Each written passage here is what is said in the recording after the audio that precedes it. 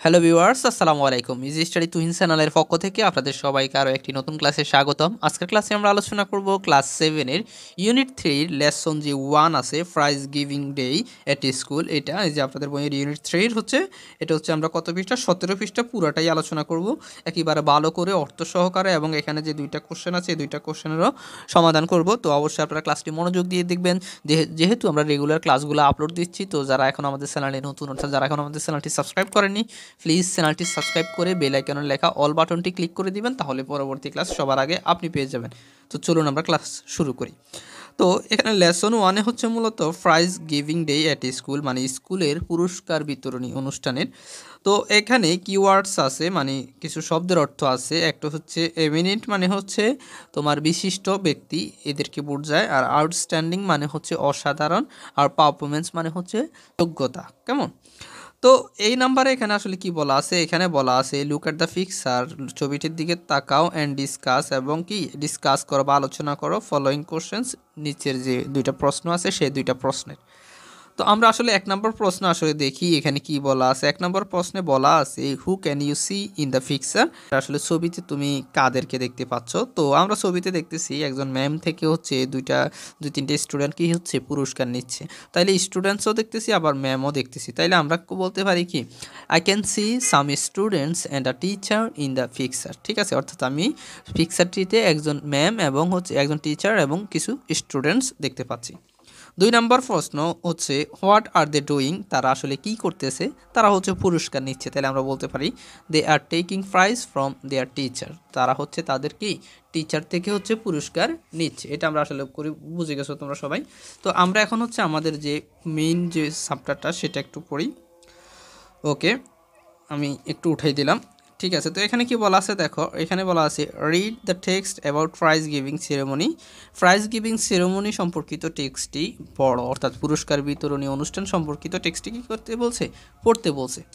তো এখানে প্রথম লাইন বলা আছে, দেখো আমি যদি আরেকটু বড় করে দিচ্ছি তাহলে তোমাদের বুঝতে সুবিধা হবে। ওকে, তো দেখো প্রথম লাইনে আসলে কি বলা আছে। এখানে বলা আছে Farabi is Flora's best friend, Farabi হচ্ছে ফ্লোরার প্রিয় বন্ধু। They live in the same area, তারা হচ্ছে একই এরিয়ায় বাস করে। Also they are both in class 7, এবং তারা উভয়ই হচ্ছে ক্লাস 7-এ পড়ে। বাট কিন্তু দে গো টু ডিফারেন্ট স্কুল, কিন্তু তারা আলাদা আলাদা স্কুলে যায় বা আলাদা আলাদা স্কুলে পড়াশোনা করে। It is a school holiday, এটা হচ্ছে স্কুলের একটা কি ছুটির দিন। Flora has come to visit Farabi, Flora ফারাবিকে দেখতে এসেছে। দে আর টকিং, তারা কথা বলতেছিল।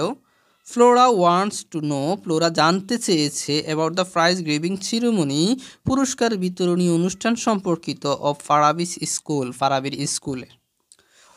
ইস্টারডে was our school prize giving day, গতকাল আমাদের হচ্ছে স্কুলের পুরস্কার বিতরণী অনুষ্ঠান ছিল। ফারাবি সেজ, ফারাবি বলল।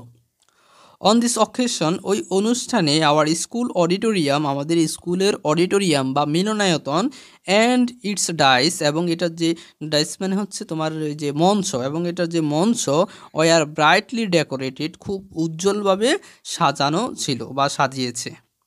Prize war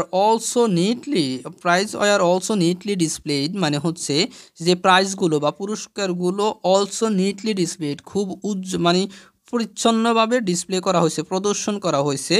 on a separate table, একটা আলাদা টেবিলে, অন দ্য ডাইস অর্থাৎ মঞ্চের। All the students were present at the function, সকল শিক্ষার্থীরা ওই অনুষ্ঠানে কি ছিল, প্রেজেন্ট ছিল বা হচ্ছে উপস্থিত ছিল। এবং আদার্স, অন্যদের মধ্যে রয়েছে দ্য গার্ডিয়ানস, অভিভাবকরা, অ্যান্ড এবং some eminent person of the locality, এবং কিছু কি এলাকার কিছু এমিনেন্ট পারসন মানে বিশিষ্ট ব্যক্তিরাও ছিল। কি করছে, অ্যাটেন্ড দ্য ফাংশন, ফাংশনটিতে অ্যাটেন্ড করছে বা হচ্ছে উপস্থিত হয়েছে। ফারাবি বলেই চলল। দ্য প্রিন্সিপাল অফ ফিয়েন কলেজ, মনে রাখতে হবে ফিয়েন কলেজের principal was the chief guest, তিনি ছিলেন প্রধান অতিথি।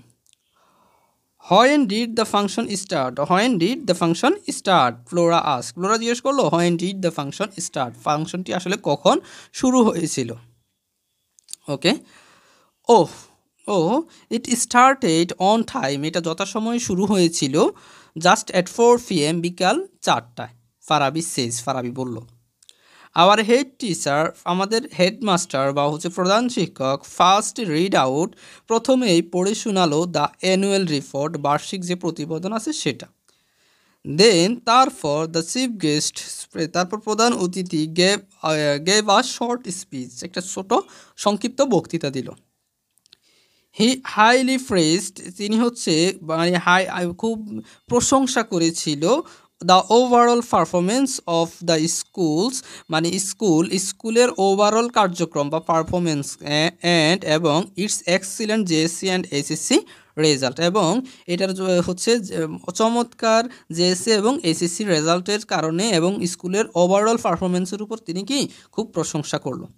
দেন তারপর he gave away the prize, সে হচ্ছে প্রাইজগুলো তুলে দিল অ্যামং দ্য স্টুডেন্টস, ছাত্রছাত্রীদেরকে ফর দেয়ার আউটস্ট্যান্ডিং অ্যাক্টিভিটিস, তাদের অসাধারণের কার্যক্রমের জন্য, মানে যারা যারা খুব ভালো রেজাল্ট করছে ওদেরকে হচ্ছে পুরস্কার তুলে দিলেন।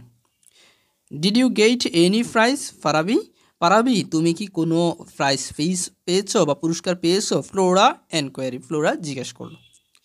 ইয়েস আই ডিড, হ্যাঁ আমি পেয়েছি, পারাবি উত্তর দিল।